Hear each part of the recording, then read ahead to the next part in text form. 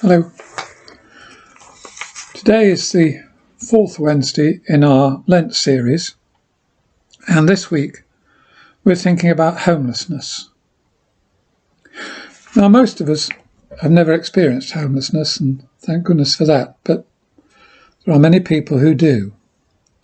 And rather than try and tell you about something that I'm not experienced, I'm going to read to you an extract from somebody who is homeless and lives on the streets of London.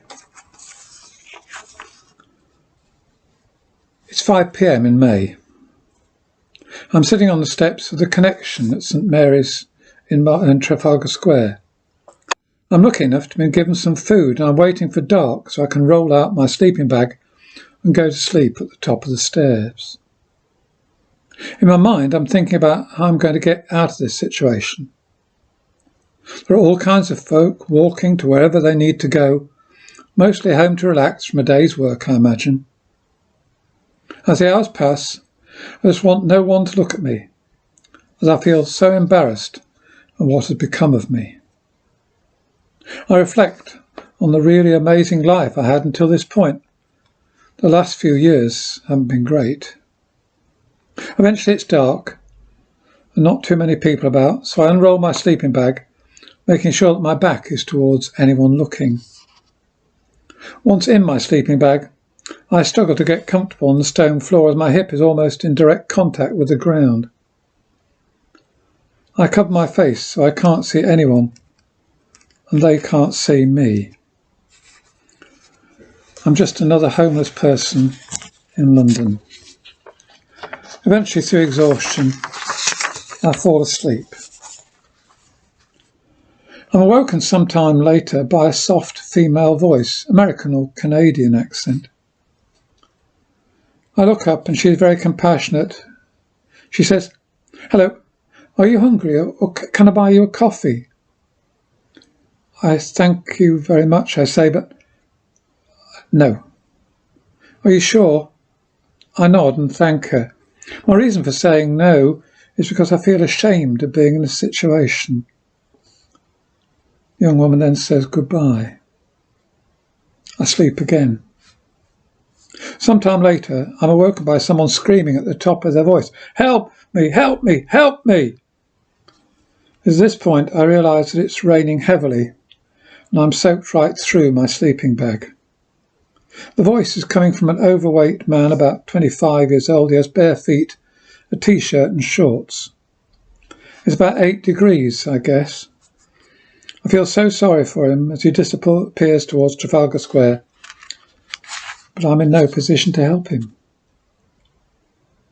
I see people eating and have a great craving for food, but not enough money to buy any. Ironically, quite often the food I crave is very inexpensive. I gather up my sleeping bag and belongings to find a more protected place to get through the night. I look across from the steps of the Connection at St Martin's and see the office workers' entrance to the building, an organisation that helps homeless people. This entrance is barely covered, but less exposed than where I am, so I gather all my baggage and sleeping bag and walk a short distance. There's a sign saying, "Do not block this entrance," but I'm fairly sure no one will be leaving or entering at this time of night. I sit down on a stone entrance, spread out my wet sleeping bag and pull it over my head. The rain has stopped and there's a chill wind blowing, which is cold but also dries out my sleeping bag. There's a urinal in this street which I need to use, and I'm scared of leaving my few belongings I have, but I go and return and luckily nothing's been touched. Again I sit down exhausted. I drink from a plastic bottle of water which I've refilled for a couple of weeks now. I'm hungry, but even though McDonald's is open about 5 minutes away, I have no money. Again, I pull the sleeping bag over my head and wait for morning. With a new day, maybe things will change and I'll get a lucky break. I doze in and out of sleep until the sound of people going to work wakes me. It's about 7:30 a.m. and I go and stand in the queue to the Connection waiting until 9 a.m. to enter. I listen to the other people in the same predicament as me. Everyone has a different story, with many from different countries in and out of the UK and Europe. Eventually we enter the building where I can get a shower, shave and free tea and toast. There's a nurse to go to for any medical problems. We just give our name and wait our turn to see a professional medic who ascertains our health and, if necessary, sends us to a doctor who deals with homeless people. Because I haven't lived in the UK for 30 years, I'm not entitled to any form of monetary benefit. I know there are many places to go where food is free. The saying goes, nobody goes hungry in London, and it's true. But at 1 p.m, we're all back out on the street. I constantly see people talking to themselves. Initially I thought it was Bluetooth technology, and sometimes it was, but I found out quite disturbingly that many people are just doing this. I go to a place nearby and stand in a queue to be served food. It reminds me of the photos of the Great Depression, where folk did the same thing just to eat. The people who give out this food deserve to be recognised. Without them I might starve. I walk down to Trafalgar Square where there are street entertainers playing music or doing chalk drawings on the ground. Many of them homeless people trying to earn some money. I'm in a state of existence. I couldn't really call it alive. Though in a country where there is no war and famine, I'm better off than some. Inside, I know I'm going to get out of this situation, but how? I walk down to St James's Park and sit my physical and emotional baggage down.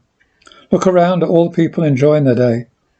I don't sit in one place. I keep moving because I feel out of place no matter where I sit.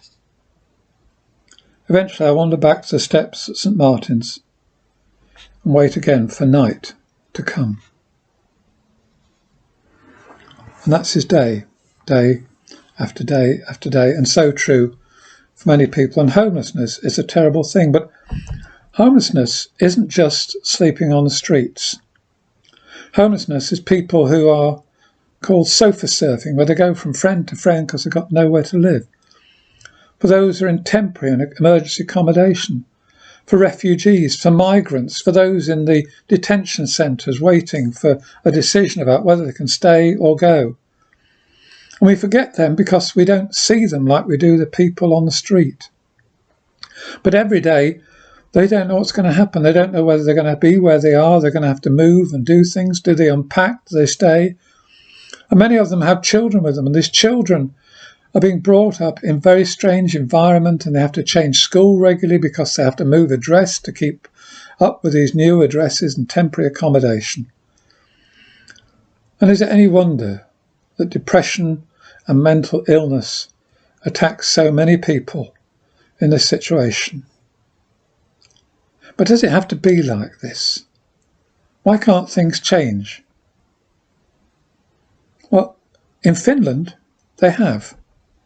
Now, when I say in Finland, people say, well, Finland's only a small country with a small population.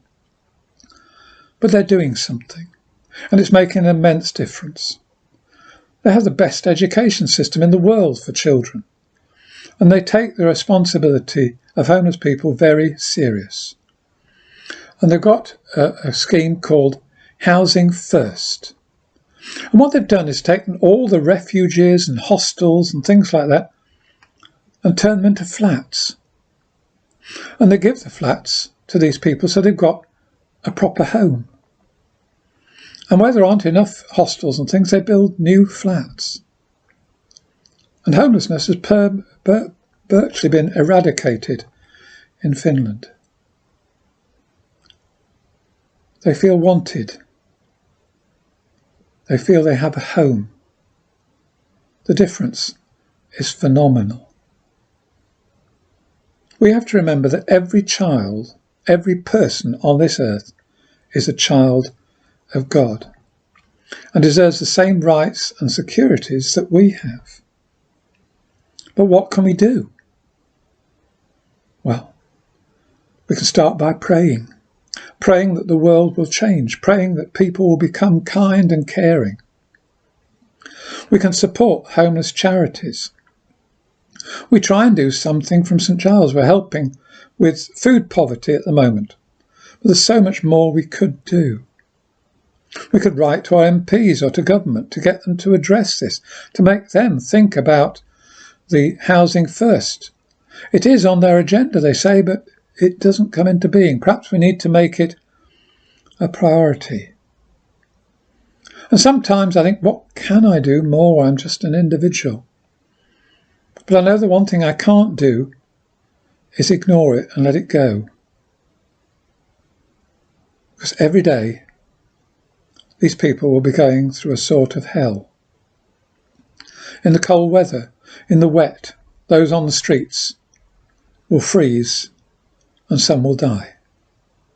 All because people don't care enough to change things. What I'd suggest we all do is read about homelessness, do a bit of research, and having done that, let's act upon it.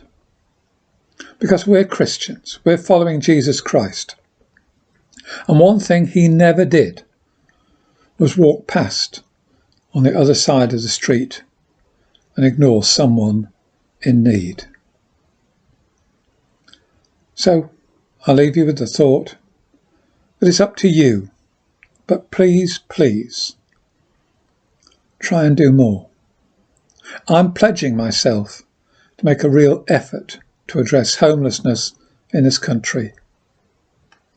Join me, if you will, with an Amen. Amen.